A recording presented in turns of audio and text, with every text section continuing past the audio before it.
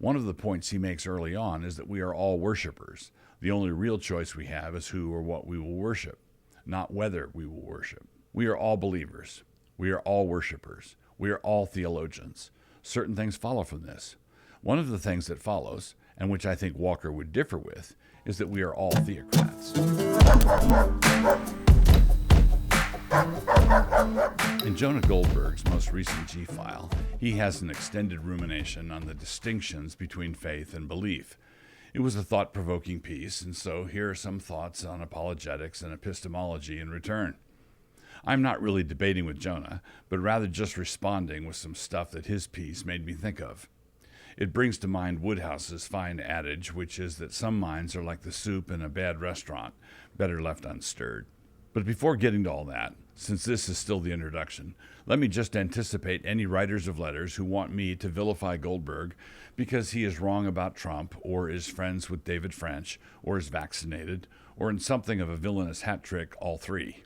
The only issue for me is whether or not Goldberg is a reasonable person, of the sort that a reasonable person could talk to. That answer being yes, I shall proceed to my reaction shortly. On my way to that eventual point, let me object to some of our new litmus loyalty tests. I do grant that Liz Cheney had a blind spot when it came to the propriety of impeaching Trump, and I do not just grant it, but acknowledge it wholeheartedly. But she has now been replaced by Elise Stefanik, who, within living memory, voted for the Equality Act, which makes her blind spot a lot blinder and way spottier. The fact that she recently came out against the Equality Act merely means that she reads the memos she gets from leadership, while Cheney was apparently too busy. But lest this turn into a different blog post entirely, let me switch it off now. Back to Goldberg on faith and believing. Believing in science. Jonah points out that virtually everyone, quote-unquote, believes in science or in the scientific method. As he puts it, quote, we are all believers. Not only so, but because the science has now been conscripted into the service of hard partisan politics, depending on the issue, I would add that we are all science deniers also. For example, I'm a creationist. I think climate change is so much carbon-based globalist hooey, and that Dr. Fauci is running a con that mysteriously involves large amounts of cash. Quote, the immune system is strong with this one, close quote. But I also believe that the scientific method is a gift of God's common grace. I believe that it can be an avenue to a great deal of practical and life-giving truth, including vaccines rightly developed and applied, and am fully prepared to tip my hat to the Christian milieu that gave rise to the scientific revolution. Like Jonah, I'm a reasonable guy. Can you tell?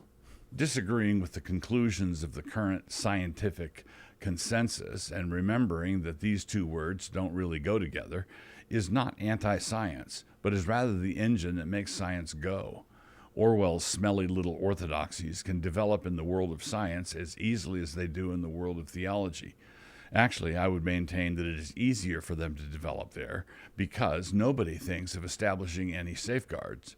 Many scientists are incapable of identifying their own operational presuppositions, or even acknowledging that they have any.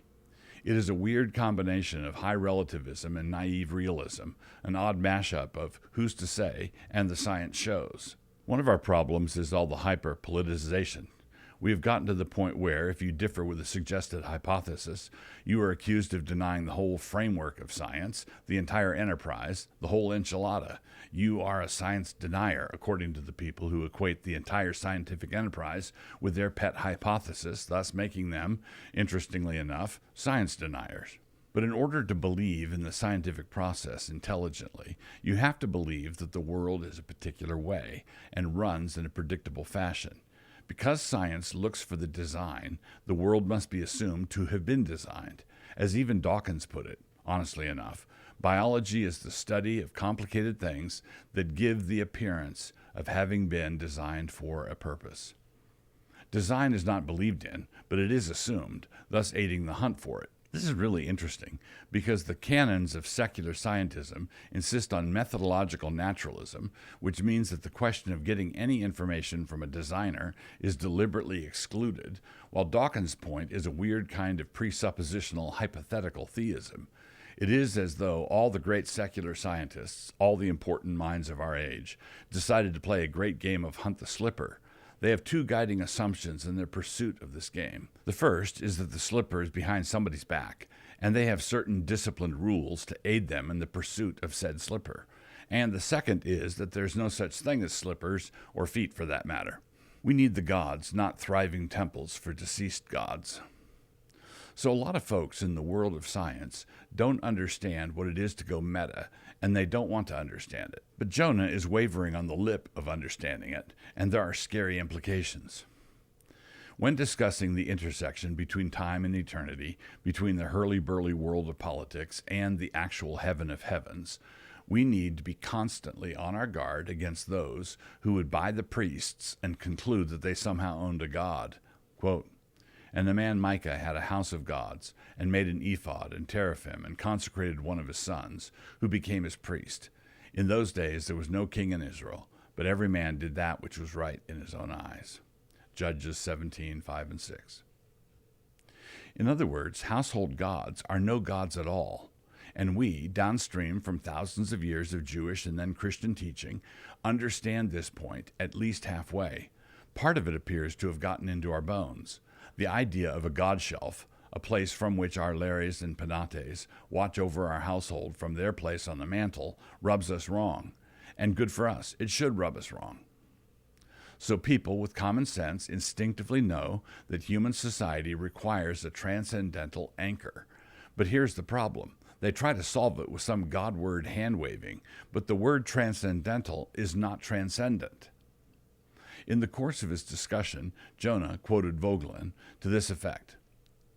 Quote, "When God is invisible behind the world, the contents of the world will become new gods. When the symbols of transcendent religiosity are banned, new symbols develop from the inner worldly language of science to take their place." Eric Vogelin, somewhere in Jonah's library. But there are two different ways to take, quote, the symbols of transcendent religiosity. One is what a Christian believer would say, which is that such a symbol is communication with the God who is there, as Francis Schaeffer would have it. In other words, the correspondence view of truth does not just apply to the word boot and the actual boot in the closet. It also applies to all our discussions of the permanent things, not to mention the eternal things. The correspondence view of truth must apply whether I'm talking about junipers or Jehovah. The other way is to take the symbol as sort of a blurry mysterium, giving us vague and warm feelings that something greater is perhaps out there. This transcendental vaporous thing is a convenience god, a placeholder god, the kind who offers us no opinions. When was the last time the god on your money told you to do something? Thus, the utilitarian politician who realizes that religion is a great means of crowd control is one who needs a scratch-and-sniff transcendent religion. He has the presswood of all his various troubles, upon which he wants to layer the oak veneer of some god, one in charge of traditional values and maintaining whatever statuses need quoing. If he ever finds himself dealing with the actual transcendental God, the living God, he might find himself overruled. That God might tell him to outlaw the dismemberment of babies. That could be troublesome. Another way of saying this is that if all we are doing is decorating the temple of man with various symbols of transcendent religiosity, the only thing we will discover at the end of the day is that Hodge cannot save us, and neither can Podge. If for the sake of avoiding a trapped reliance on the inner worldly language of science, we try to rely on the vapors and wisps that rise off the God of American civil religion, we will soon enough discover that in secular town this is a fog that dissipates by mid-morning at the latest. And that means that we Americans have to reckon with the fact that Jesus actually did rise from the dead. He didn't do that inside our faith tradition. He actually did it inside a stone tomb in Jerusalem, out of which he came on his way to the right hand of the Ancient of Days, from which honored place he was given the right to rule over these United States, right along with every other nation. Incidentally, he was also given the right to interpret the First Amendment in all the ways that are consistent with the first and greatest commandment. Now, if that doctrine of the resurrection is true, it has political ramifications, including the fact that we all need to bow down and worship him. If it is not true, then it doesn't matter how you decorate the temple of man. Use whatever meaningless little knickknacks you can find and try to persuade the people that this meaningless concourse of atoms we inhabit has set aside for them some transcendental symbols of religiosity. The short form is that you cannot have the value of transcendent beliefs without a large body of people who believe that the font of their values is actually transcendent and that he actually reveals himself. Again, Schaeffer, he is there and he is not silent. Presuppositional brass tacks. Now, in the previous section, I got to preaching a little bit, didn't I? And this makes some people nervous, for, as they will most certainly warn you, my aspiring Christian republic is right around the corner, all set to usher in the horrors of The Handmaid's Tale. With furrowed brow, they raise concerns about religious liberty. Biden-voting evangelicals worry about what I would do, hypothetically speaking, with a Jew like Jonah Goldberg. Well, I think I can assure everybody that I would treat him a whole lot better than Kirsten Clark would. I refer, of course, to Biden's nominee to head up civil rights at the DOJ. Biden-voting evangelicals worry about my supposed hostility to women, and then vote in someone who invites the surgeons to have at all the little boys and girls. This is an important reminder. The tranny gospel is Antichrist. I'm currently reading Andrew Walker's Liberty for All, and enjoying it quite a bit. I have some significant problems with his follow-through, about which more in future posts. But his treatment of religious liberty is thus far head and shoulders above other attempts to ground religious liberty in basic Christian theology. One of the points he makes early on is that we are all worshipers. The only real choice we have is who or what we will worship, not whether we will worship. We are all believers. We are all worshipers. We are all theologians. Certain things follow from this.